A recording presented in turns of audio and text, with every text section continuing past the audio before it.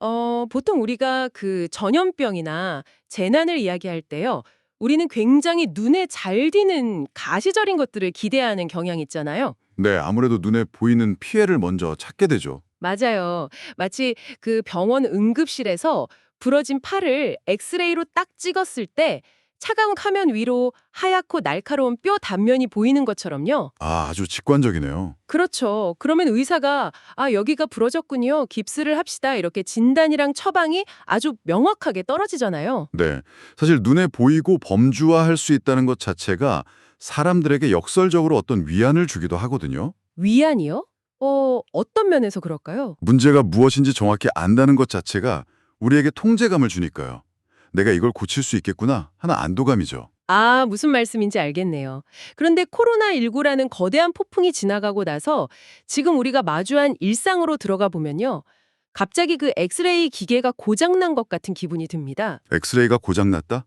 아주 적절한 비유네요. 그 물리적인 마스크는 이제 다들 벗어던졌잖아요.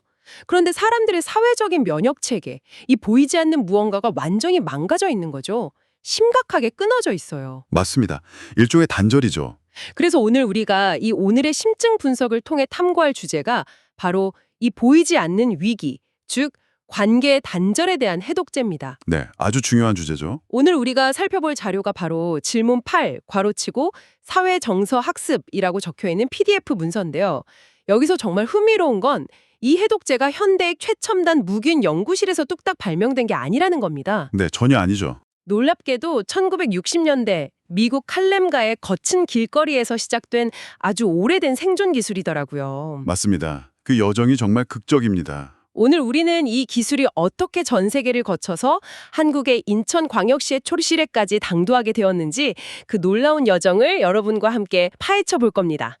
자, 이 내용을 하나씩 풀어보죠. 네, 이 여정을 제대로 이해하려면 우선 사회정서학습, 줄여서 SEL, SEL이라고 부르는 이 개념의 진짜 출발점으로 가봐야 합니다. SEL. 그 약자를 많이 쓰더라고요. 네, 오늘 분석하는 자료들을 보면 흔히들 이 SEL이 최근 교육계나 심리학계에서 막 유행하기 시작한 세련된 트렌드라고 착각하기 쉽거든요. 저도 사실 처음엔 그렇게 생각했어요. 약간 실리콘밸리에서 나온 개념인가 하고요. 그렇죠. 그런데 사실 그 뿌리는 생존을 위한 정말 치열한 몸부림이 있었습니다. 아까 말씀하신 대로 1960년대 미국 뉴욕의 할렘가를 떠올려 보시죠. 60년대 할렘과 그 흑백 분리 정책의 여파가 남아있고 흑인 민권 운동이 막 일어나던 시기 아닌가요? 정확합니다. 극심한 빈곤, 인종차별, 그리고 사회적 소외가 막 뒤엉켜서 폭발하기 직전의 압력솥 같았던 시공간이었죠. 당시 기록들을 보니까 상황이 진짜 참담하더라고요. 길거리에 아이들이 그냥 방치되어 있고요. 네. 그런데 여기서 주목해야 할 흥미로운 점은 당시 주류 사회가 이 할렘가에 방치된 흑인 청소년들을 대했던 방식입니다. 주류 사회라면 주로 백인 중심의 기득권층을 말씀하시는 거죠? 맞습니다. 이 사회는 이 아이들을 그저 기존의 질서, 그러니까 불평등한 시스템 안에 어떻게든 통합시키려고만 했어요. 통합이요? 약간 얌전히 굴어라, 우리가 만든 규칙에 그냥 순응해라 이런 식이었나요? 바로 그겁니다. 도덕책을 들이밀면서 이 룰을 따르라고 강요했던 거죠. 와, 억지로 끼워 맞추려고 했군요. 그게 바로 처참한 실패의 핵심 원인이었습니다. 불평등이라는 근본적인 구조는 그대로 둔 채 아이들만 억지로 그 틀 안에 끼워 넣으려 하니까 당연히 엄청난 반발이 생기죠. 그렇죠. 내가 차별받고 있는데 무조건 참으라고 하면 분노가 폭발할 수밖에 없잖아요. 탈선으로 이어지고요. 네. 그래서 이 실패를 목격한 당시에 깨어있는 교육자들과 활동가들이 근본적인 패러다임을 바꿉니다. 시스템에 순응시키는 게 아니라 이 아이들 스스로 험난한 세상에서 살아남을 수 있는 내면의 힘을 길러주자고 결심한 거죠. 거기서 방향이 완전히 틀어지는군요. 네, 이것이 바로 오늘 자료에서 굉장히 강조하는 자기 길 만들기, 즉 셀프 메이킹의 시작이었습니다. 셀프 메이킹. 여기서 시각이 완전히 뒤집히네요. 그러니까 퍼즐판 자체가 망가져 있는데 억지로 퍼즐 조각을 우겨 넣는 대신에요. 네, 퍼즐 조각 스스로가 자신의 모양을 깎고 다듬어서 전혀 새로운 그림을 그리게 만든다는 거잖아요. 이건 마치 아이들을 거친 정글에 뚝 떨어뜨려 놓고 지도를 외워라 이렇게 강요하는 게 아니네요. 그렇죠. 지도가 아니라 나침반을 쥐어주는 겁니다. 스스로 길을 개척할 수 있는 나침반이요. 와, 비유가 딱 들어맞네요. 아주 훌륭한 비유입니다. 개인의 무너진 자아를 먼저 살려내고 주변 사람들과 건강하게 관계를 맺는 법을 가르치고요. 네, 나부터 살아야 남도 보이니까요. 맞습니다. 그리고 궁극적으로는 그들이 자신이 속한 공동체에 긍정적으로 관여해서 사회적 기여감을 느끼게 만드는 것. 이것이 1960년대 할렘에서 싹튼 사회정서학습의 본질입니다. 단지 내 마음만 편안해지는 게 아니라 사회적 기업감까지 나아간다는 게 인상적이네요. 네, 그렇게 오랜 시간 동안 현장에서 치열하게 다듬어지다가 마침내 1994년에 이르러서 카셀, 즉 CASEL이라는 기구를 통해 공식적인 이름을 얻게 됩니다. 잠깐만요. 카셀이요. 이 약자가 정확히 어떤 의미를 담고 있는지 우리 청취자분들을 위해 좀 짚고 넘어가면 좋겠습니다. 네, 영어로 Collaborative for Academic, Social and Emotional Learning의 약자입니다. 우리말로 자연스럽게 풀면 학업과 사회, 정서적 학습을 진전시키기 위한 협동기구 정도가 되겠죠? 아, 학업이랑 사회성, 정서를 다 하나로 묶은 거군요. 그렇습니다.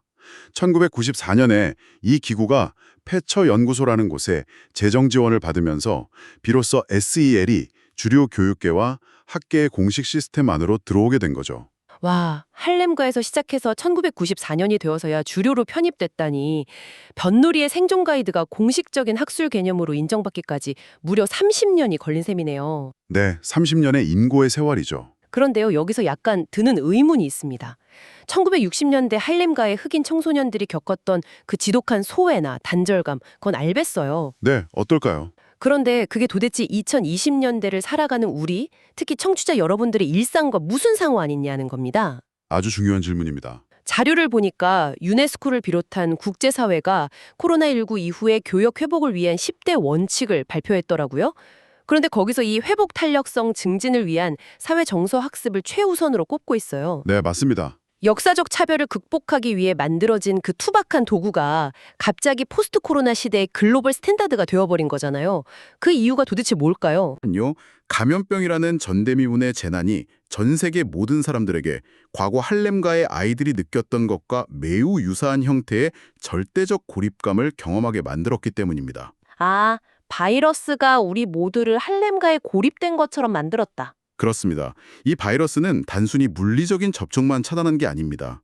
타인과 감정을 교류하고 서로의 갈등을 조율하고 연대감을 느끼는 인간 고유의 정서적 교류망 자체를 완전히 셧다운 시켜버렸죠. 진짜 공감 가는 게 줌이나 화상회의로는 일 처리는 되는데 사람 냄새가 안 나잖아요. 눈을 보고 웃어주는 그런 교감이 다 끊어졌었죠. 맞아요. 그래서 이제 전 세계 학교와 사회는 특정 소외계층 아이들뿐만 아니라 모든 구성원의 분괴된 일상을 재건해야 하는 거대한 과제를 떠안게 된 것입니다. 아, 여기까지 듣고 나니까 오늘 다루는 자료에서 한국의 상황, 그중에서도 특히 인천광역시 교육청의 사례를 집중적으로 조명하는 이유가 이제 좀 보이네요. 네, 한국의 상황도 전 세계적인 흐름과 맞닿아 있으니까요. 전 세계가 이 SEL에 주목하고 있는 가운데 한국에서는 이 나침반을 어떻게 사용하고 있는지 보니까 두 가지 아주 대조적인 접근법이 등장하더라고요. 바로 교육부의 방식과 인천광역시의 방식입니다. 여기서 정말 흥미로운 부분이 나옵니다. 네, 두 기관의 정책적 방향성을 비교해보는 건 매우 흥미롭죠?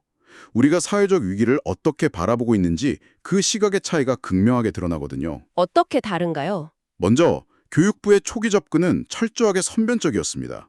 학교 부적응 학생이나 심리적으로 큰 위기에 처한 학생들을 딱 찾아내서 그들의 정신건강 증진에만 예산과 자원을 집중하는 방식이었죠. 사실 그건 행정관청 입장에서는 너무나 자연스러운 반영이긴 합니다.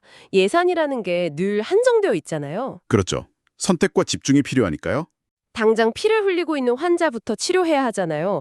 비유하자면 앰뷸런스를 타고 응급실에 실려온 위기 학생들에게 먼저 심폐소생술을 하는 응급의학 같은 접근이네요. 정확합니다.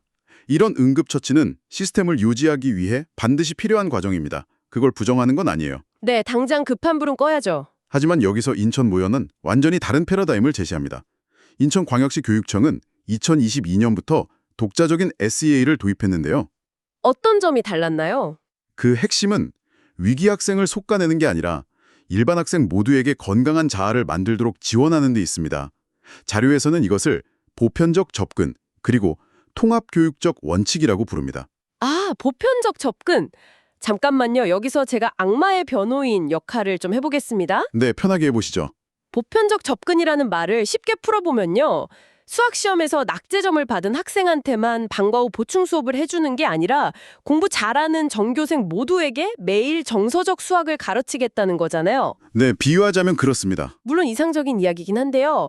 굳이 아무 문제 없이 학교 생활 잘하고 방과 후에 친구들이랑 마라탕도 먹고 떡볶이도 잘 먹으러 다니는 평범한 일반 학생들에게까지 이런 정서학습이 필수적일까요?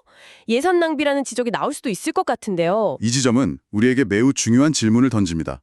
우리가 생각하는 그 평범함의 기준이 코로나19를 거치면서 완전히 무너졌다는 사실을 직시해야 하거든요. 평범함의 기준이 무너졌다. 네, 화면 너머로만 사람을 대하던 2, 3년의 공백 기간은 아이들의 관계 근육을 서서히 하지만 확실하게 위축시켰습니다. 관계 근육이요? 눈에 띄게 폭력적인 성향을 보이거나 우울증 진단을 딱 받지 않았다고 해서 그 아이가 친구와 사소한 오해가 생겼을 때 건강하게 화해하는 법을 알고 있다고 장담할 수 있을까요? 아, 그러니까 겉으로는 멀쩡하게 학교 다니고 떡볶이 먹는 것 같지만 실제로는 바이러스랑 싸우느라 기초적인 정서 면역력이 바닥난 상태일 수 있다는 거군요. 그렇습니다.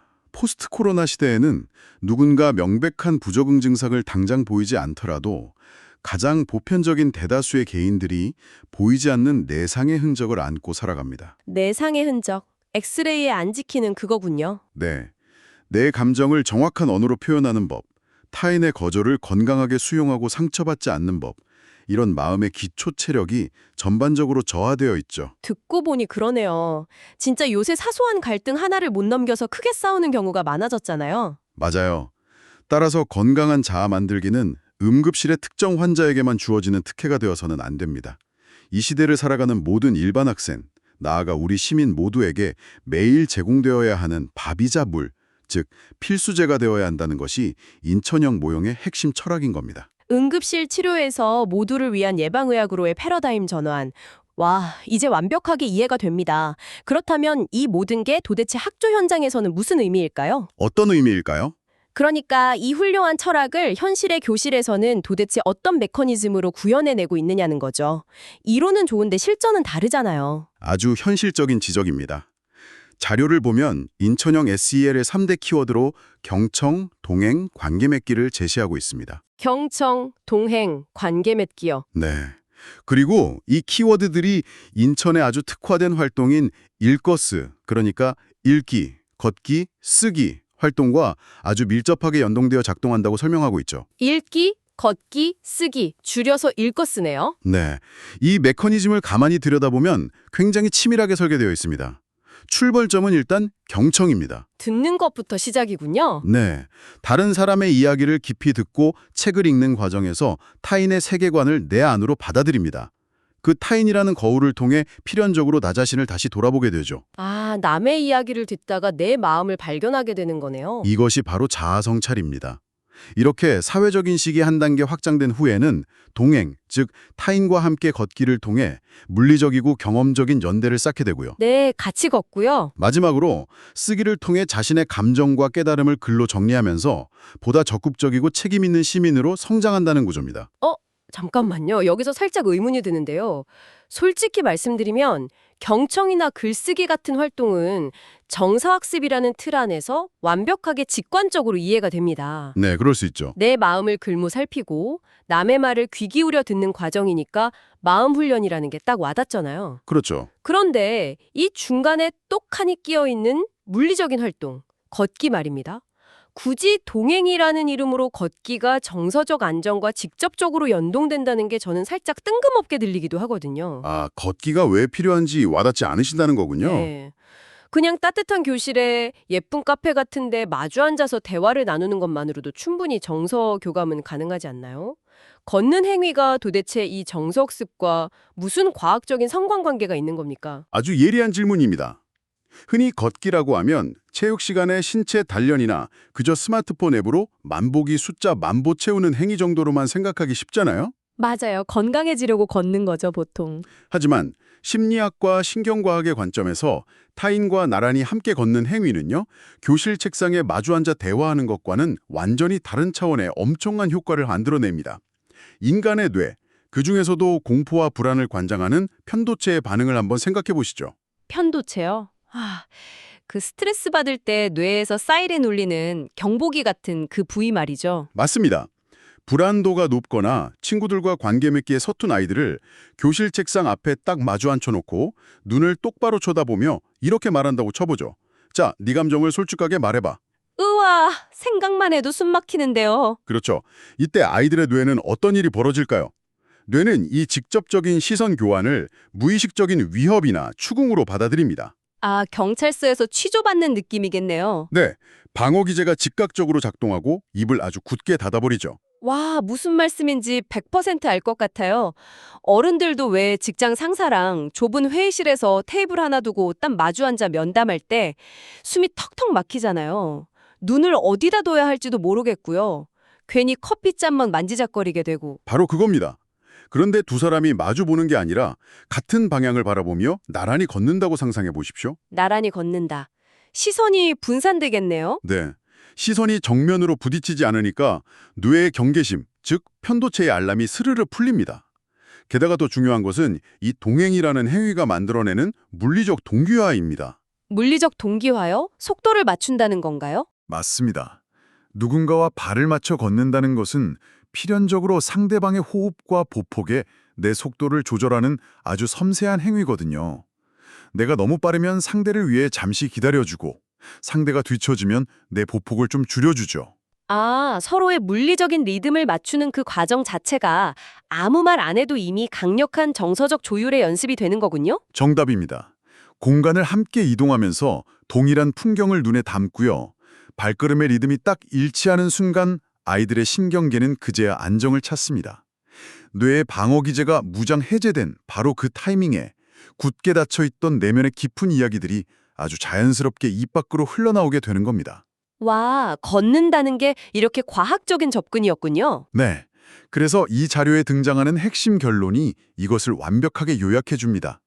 경청과 동행을 통해 자기를 충분히 성찰하면 내면의 안정을 찾게 되고 안정을 찾아야만 비로소 무언가를 스스로 해낼 수 있는 동력을 얻게 된다는 것이죠. 소름이 돋네요. 그 동력이라는 단어가 제 뇌리에 확 박힙니다. 동력이 중요하죠. 그러니까 자동차에 아무리 비싼 고급 연료를 가득 채워줘도 엔진 자체가 차갑게 식어서 굳어 있으면 시동이 안 걸리잖아요. 아주 적절한 비유입니다. 마찬가지로 우리 아이들에게 아무리 좋은 지식, 훌륭한 도덕적 훈계를 머릿속에 주입해줘도 그 아이의 내면이 불안과 두려움으로 딱딱하게 경직되어 있다면 스스로 인생을 살아갈 동력은 단 1%도 발생하지 않는 거군요. 그렇습니다.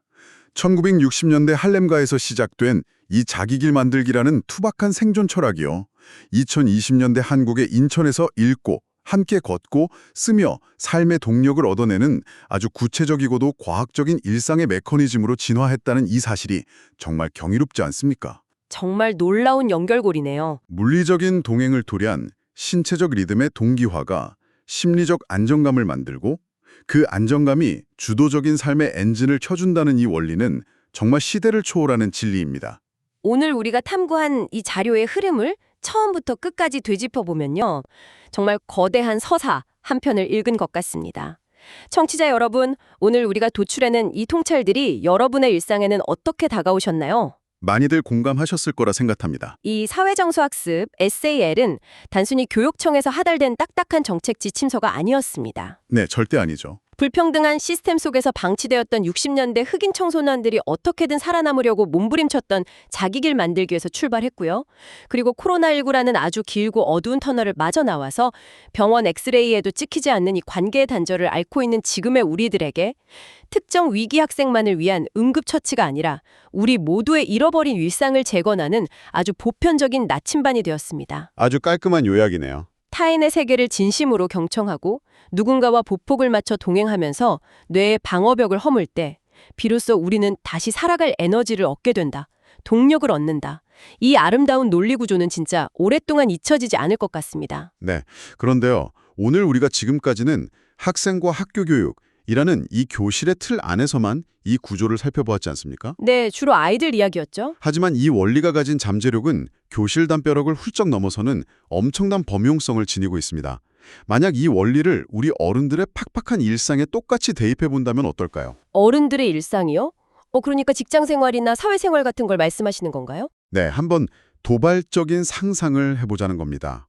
극심한 성과주의, 그리고 쉴 새 없는 경쟁 속에서 매일같이 번아웃을 경험하는 우리 현대인들의 살벌한 직장 문화를 떠올려 보십시오.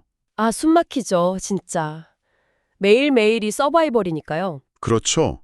혹은 서로의 진짜 얼굴은 가린 채 날선 비난과 혐오만이 오가는 이 파편화된 익명 소셜미디어 공간들을 생각해 보세요. 아, 인스타그램이나 익명 게시판 같은 곳들이요. 진짜 상처받기 쉬운 곳이잖아요, 거기가. 네, 그곳이야말로 진정한 의미의 경청과 동행이 완전히 실종되어 버린 어떻게 보면 현대판 할렘가이자 차가운 정글이 아닐까요? 와, 머리를 한 대 맞은 것 같네요. 현대판 할렘가. 듣고 보니 진짜 그렇습니다. 우리는 그저 어른이 되었다는 이유 하나만으로 스스로 정서적 안정을 찾고 타인과 아주 건강하게 관계 맺는 방법을 이미 다 알고 있다고 착각하면서 살아가는 것 같아요. 맞습니다. 아주 흔한 착각이죠. 하지만 실상을 들여다보면 엑스레이에 찍히지도 않는 그 멍투성이 마음을 안고 내일 어떻게 출근할 동력을 내야 할지 몰라서 텅 비고 방전된 채로 그저 출퇴근만 쳇바퀴처럼 반복하고 있잖아요. 바로 그 지점입니다. 아이들의 자기 길 만들기를 위해 그 치열한 역사적 반성 속에서 고안된 이 오래되고도 혁신적인 생존 지혜가요. 네. 어쩌면 겉으로는 멀쩡해 보이지만 속으로는 골마 있는 우리 어른들 세계에 만연한 그 지독한 외로움과 단절을 치료할 가장 시급하고 유일한 처방전일지도 모릅니다. 어른들에게 가장 필요한 처방전이다. 우리에게 지금 당장 필요한 건 더 높은 연봉이나 화려한 직장 타이틀 이전에 퇴근길에 누군가와 발을 맞춰 나란히 걸으며 잃어버린 내면의 안정부터 되찾는 일일 테니까요. 묵직하고도 정말 따뜻한 통찰입니다. 청취자 여러분, 오늘 당신의 하루는 어땠나요? 수많은 사람과 스마트폰으로 메시지를 주고받고 답답한 회의실에 마주 앉아 수많은 이야기를 나누셨겠지만요. 네, 참 바쁜 하루였겠죠, 다들. 누군가의 말을 비판단적으로 진심을 다해 경청하고 누군가와 같은 풍경을 바라보며 발맞춰 동행하는 순간이 오늘 하루 단 1분이라도 있으셨나요? 질문이 참 뼈를 때리네요. 만약 오늘 하루가 너무 빠르고 정신없이 어지러웠다면 혹은 군중 속에서 묘한 고립감에 시달리셨다면요. 내일은 점심시간에라도 누군가와 함께 잠시 나란히 걸어보는 건 어떨까요? 훌륭한 제안입니다. 부담스러운 시전을 좀 덜어내고 서로의 호흡과 보폭을 맞추는 그 작은 동행의 시간이 완전 방전되어 버린 당신의 내일에 다시 시동을 걸어줄 아주 강력한 동력이 될지도 모릅니다. 우리가 너무 오랫동안 잃고 지냈던 그 작은 연결의 감각이요. 다시 여러분 스스로의 길을 만들어가는 가장 확실하고 따뜻한 시작점이 될 거라고 확신합니다. 네, 오늘 우리가 나눈 깊은 자료 탐구가 여러분들의 팍팍한 일상의 작은 나침반이 되었기를 진심으로 바랍니다. 저희는 다음번에도 여러분의 세계를 훌쩍 확장해줄 새롭고 흥미로운 자료를 한가득 안고 다시 찾아오겠습니다. 오늘 하루도 각자의 자리에서 누군가와 멋지게 동행하시길 응원합니다. 끝까지 함께해 주셔서 감사합니다.